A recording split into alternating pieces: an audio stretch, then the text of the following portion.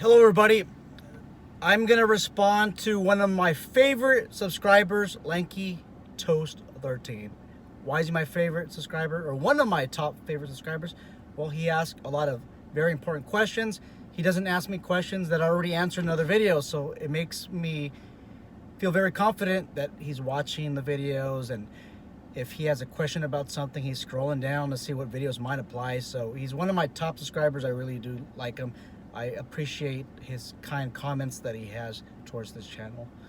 So his question is this, and it's a twofold question. The first question is he want to know what my thoughts are on the current state of affairs with inflation and American politics, and where do I see the state going. That is a video that I've been actually working on. I think for some reason Lanky Toast reads my mind, but this is a video that I've been working on, and I'm working on it because I'm taking a while because I need to be a little bit restrictive on what I say, just because I'm active duty law enforcement and I don't want anything to be used against me in some type of administrative hearing. So I'm really careful on what I say. So I'm carefully crafting the content on that. But I can respond today with the second fold portion of his question. That question is this, about inflation. So he's been watching some videos, doing some research on inflation, and he sees how it might affect wages. So he wanted to know about inflation, the effect it has on private security officer pay, or does it have any bearing on it?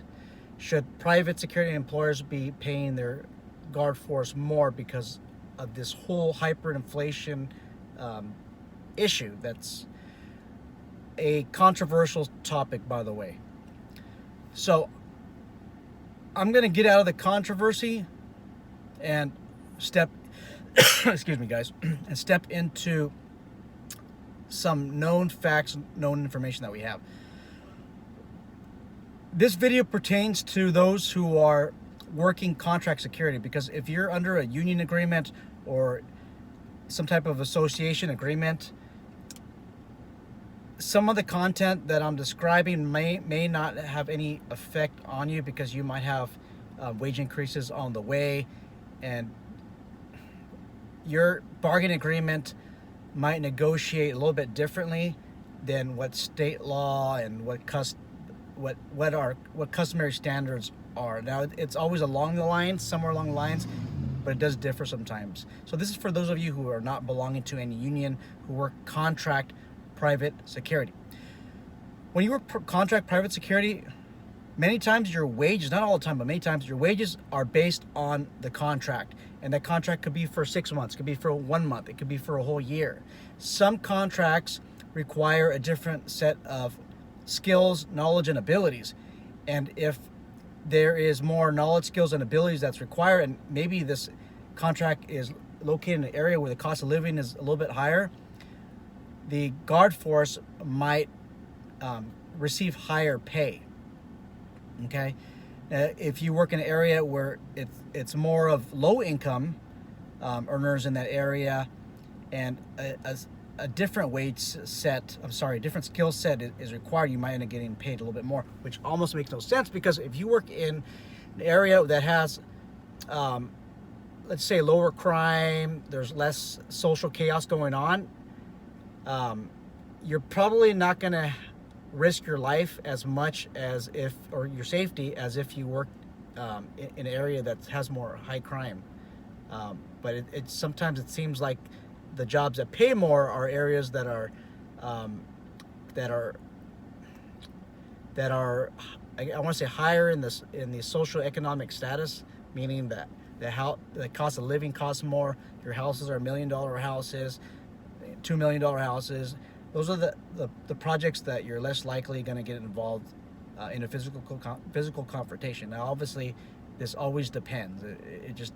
There's so much stuff that we could depend on, so much factors that we could depend on. Okay. Also, the way that our private security staff treats others. If you're hot-headed, you have a bad attitude, you don't know how to de-escalate violence. If you even go to an area that is up there on the socioeconomic status, you're going to end up getting in fights and causing liability in your employer. That's just something that is well known. Okay, so these contracts, they're set on whatever both parties to the agreement agree on at that time. And the private patrol operator or the owner who owns the private security company, he or she might pay you based on the contract results. You know, what's the overall result from the contract, and that person might be stuck on paying you a certain wage. So it doesn't matter if we're during a period of high inflation or low inflation, you might get stuck with the wage. And that's something that's a risk that you take when you work contract security rather than in-house security. Now, I'm talking to you guys that are employers.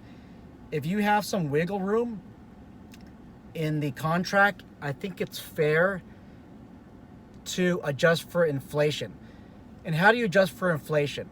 So let's just say you're paying your employees, and I'm not setting a standard of pay, just nominal $20 an hour, okay? You might pay them $15 or even minimum wage, depending on their skill set in the project. But let's just say you're paying them $20 an hour. In 2001, the Social Security cost of living, there was a 1.3% cost of living increase to Social Security recipients. And that is based on the Consumer Price Index that the Department of Labor produces every year. So I would consider that number of 1.3%, add that on top of the pay that your employee would receive in a given year. So if our Social Security recipients get 1.3%, if you have enough wiggle room in the contract, I think it's a good idea, if you want to retain good talent, to perhaps include that 1.3% increase into the rate of pay for your employees. Now, you don't have to use the Social Security index. I'm not setting a standard at all, you guys. You can use, in California, we have the California Public Employee Retirement System, and then we have CalSTRS, that's the retirement system for teachers.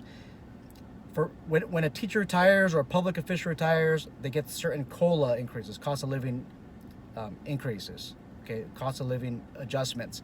They could be 0.5%, they could be 2% a year. So if you want to retain talent, you can also follow that too. Or you can even go above what the cost of living increase is for a given year. So if you're an employer, that's something that you should at least consider if you want to retain talent.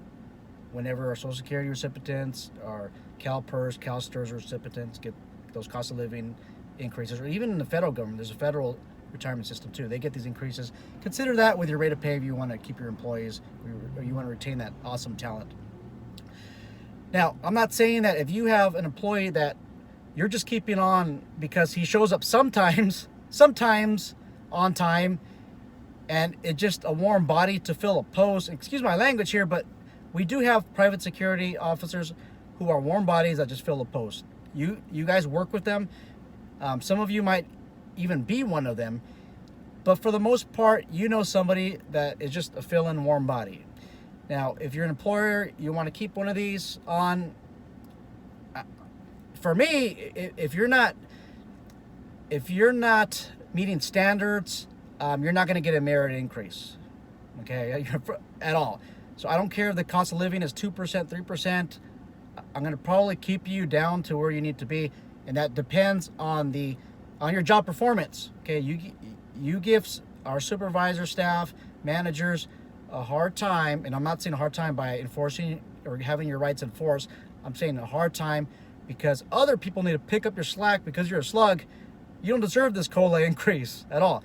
How about we give this COLA increase to somebody that's a hard worker, shows up on time, does what he needs to do with very little supervision.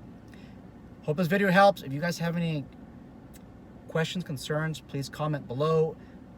I've been getting a lot of new subscribers. Welcome to the channel. I appreciate all of you.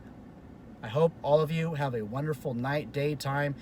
Those of you who are working graveyard shift, like some of my friends on this channel, be safe, stay vigilant, ladies and gentlemen. Be careful. There's a war against security, and law enforcement, and we need to stay vigilant. You guys take care and be safe.